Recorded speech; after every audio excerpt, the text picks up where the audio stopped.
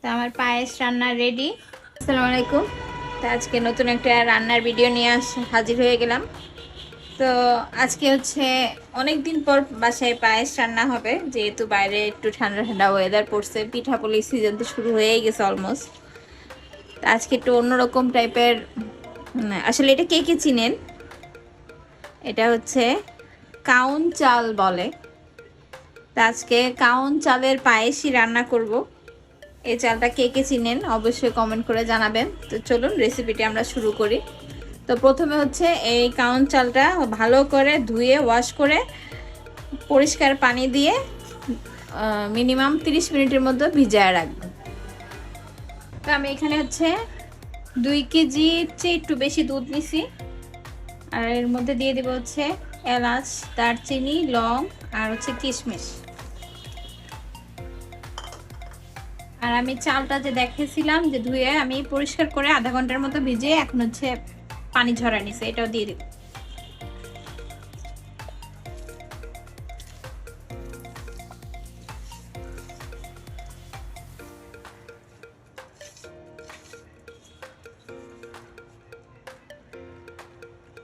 আর সাথে দিব সামান্য একটু লবণ।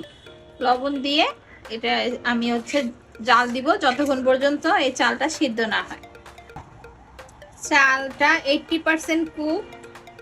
এখন হচ্ছে এর মধ্যে দিয়ে দেবো একটু নারিকেল কোড়া। পায়েসে নারিকেল দিলে মজা লাগে, অনেকে আছে খায় না, যারা খায় না তারা স্কিপ করতে পারে। আর আমি একটু দিয়ে দিচ্ছি।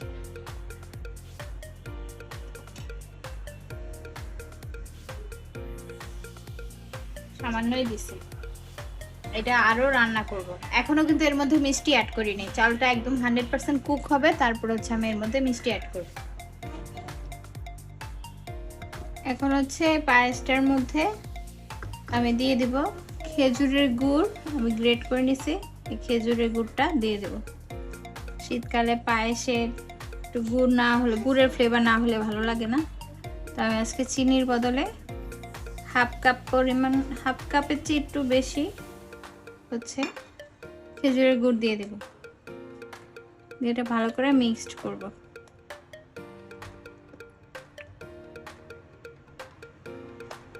গুড় দিলে পায়েসের কালারটাও সুন্দর আসবে আর সুন্দর একটা গুড়ের ফ্লেভার আসবে, যেটা খেতে খুব বেশি টেস্টি হবে আরো বেশি। এই গুড়টা চাইলে হচ্ছে আমি একটু পানি দিয়ে লিকুইড করে দিতে পারতাম, ওভাবেও দেওয়া যায়, আবার হচ্ছে এভাবেও দেওয়া যায়।